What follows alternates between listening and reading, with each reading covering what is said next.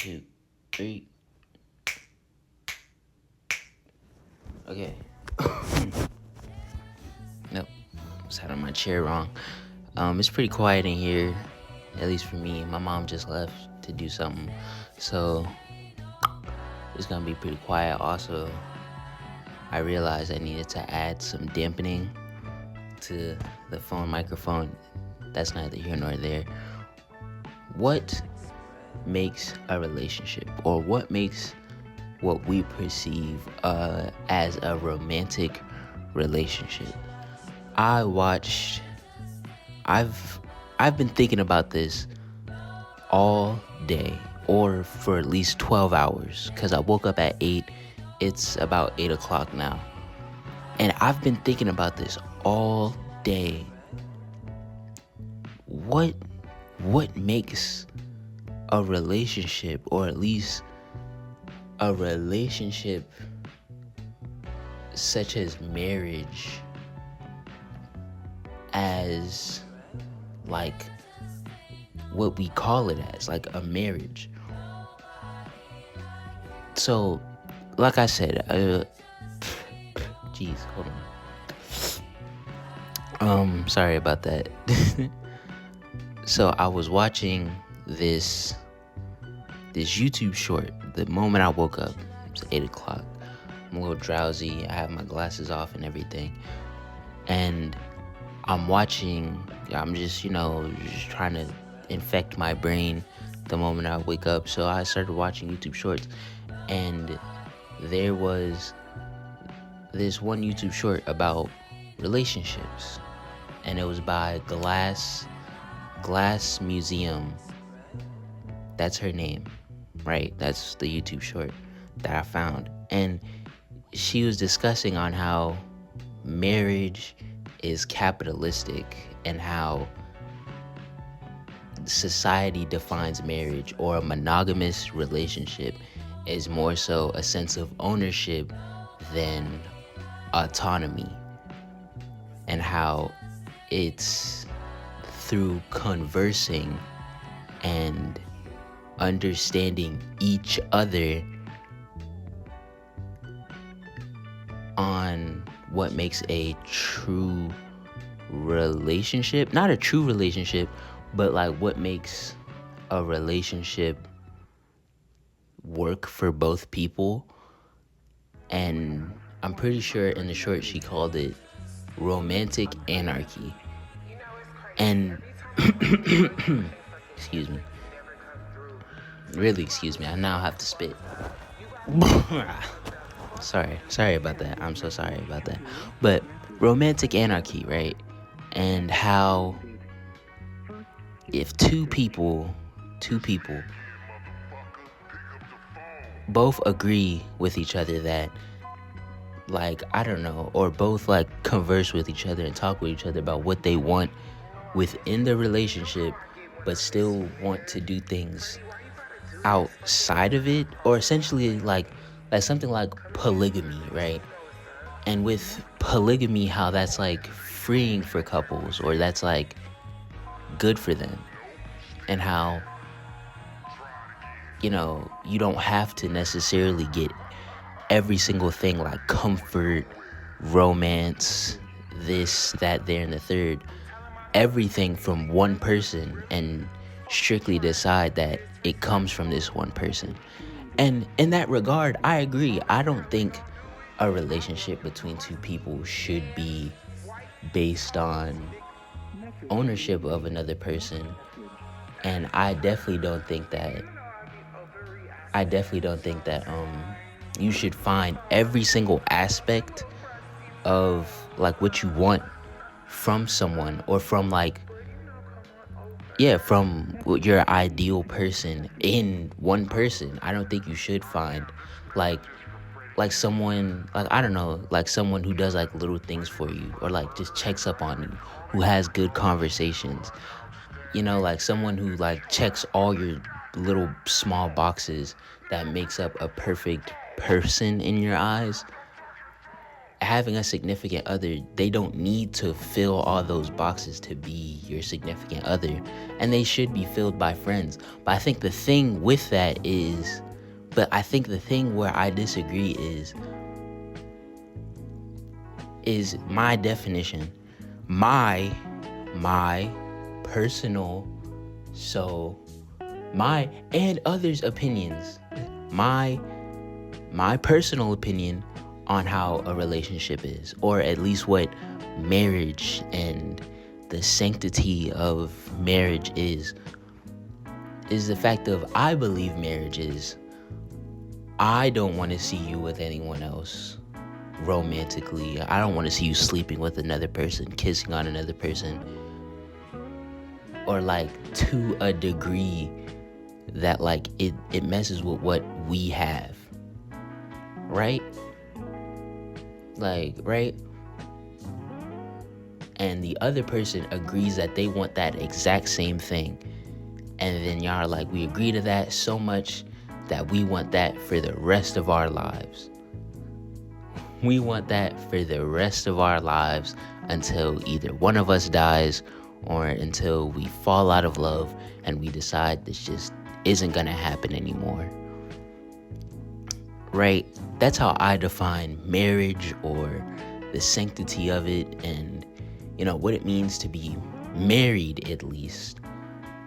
But I feel like it gets more complicated once it's a relationship, or just like when it's like boyfriend and girlfriend, right? Because it's like, again, this has been bothering me all day.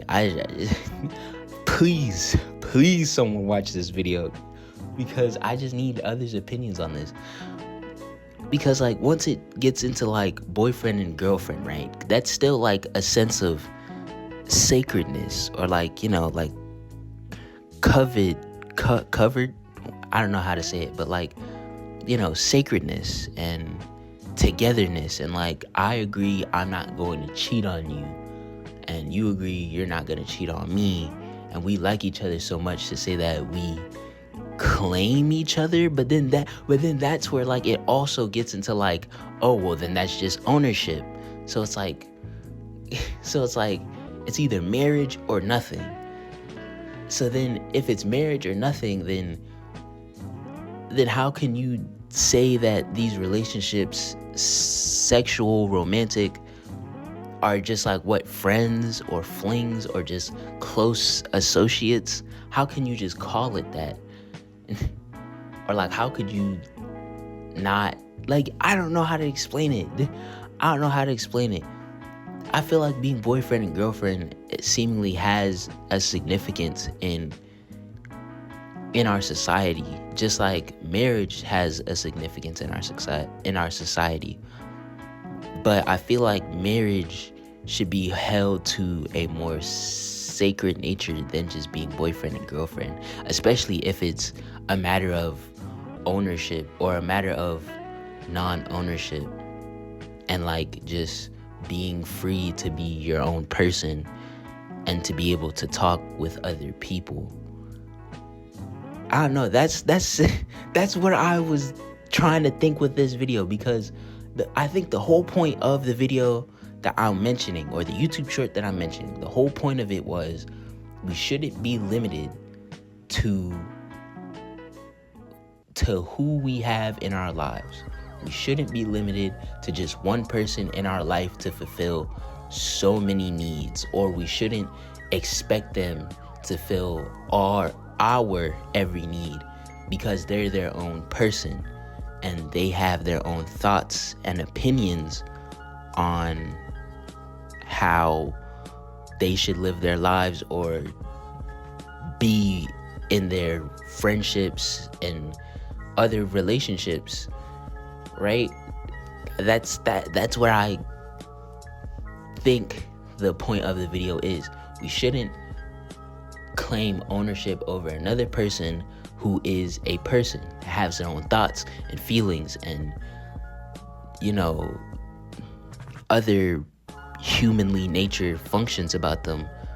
And we shouldn't try and control that because we're in a boyfriend and girlfriend, or even a husband and wife situation.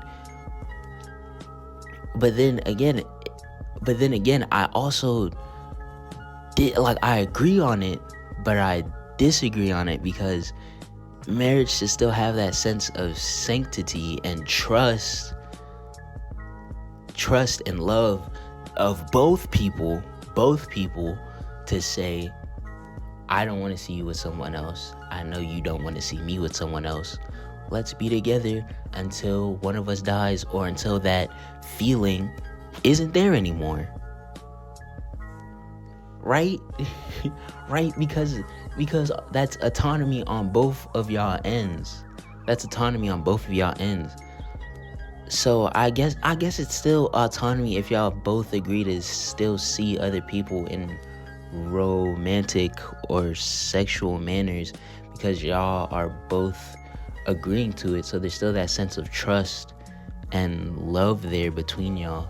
But I feel like to, I guess, be polyamorous and say you're just boyfriend and girlfriend doesn't work, because it's like, well, then why not just see them as like a friend you really care about, instead of like a partner that you want to see a future with? I don't know. I think that's the main thing that makes me confused, is the labeling aspect. It's the aspect of labeling these relationships: boyfriend and girlfriend, husband, wife. Is, like, you know what I mean? I don't know. I'm not smart enough to like really delve super deep into this and start reading so many articles and books and pages. I'm not there yet. I think I just want to open a dialogue about this. What do you think?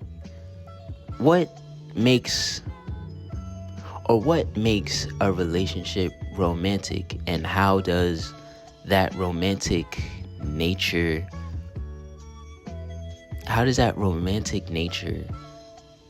differentiate from like how you share it with your friends or family?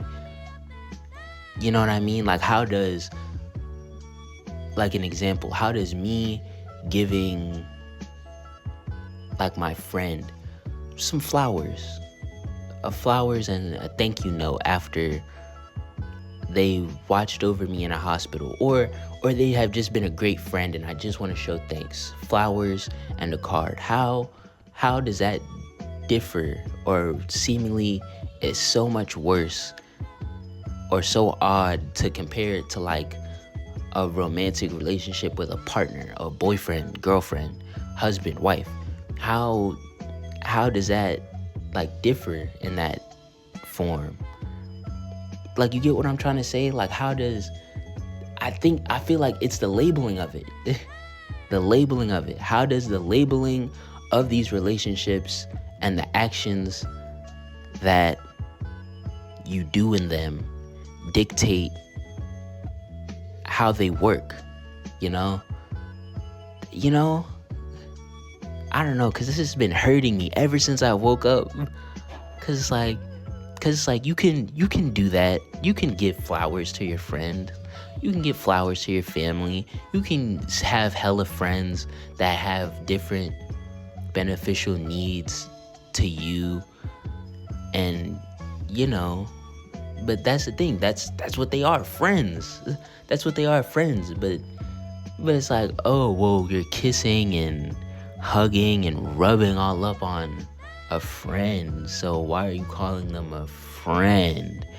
And it's like, and then there's that aspect too of like sex and sexuality. Somehow, I don't know, somehow I feel like that also comes into play within this discussion, because like if you have like a friend and you're kissing and hugging and having sex with that friend, that's extremely intimate.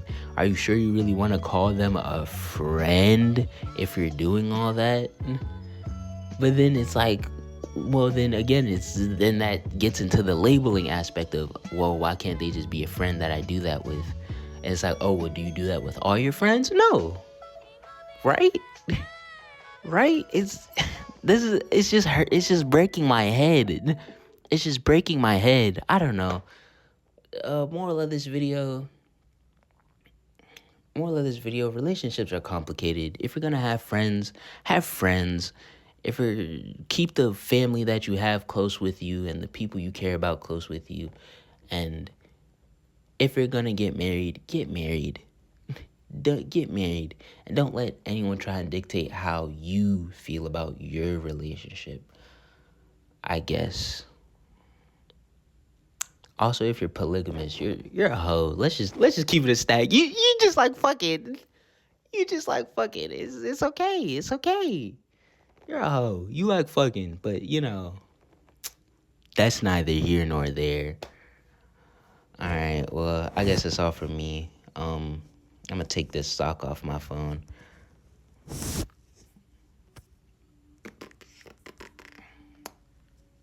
I kill some shit. My baby.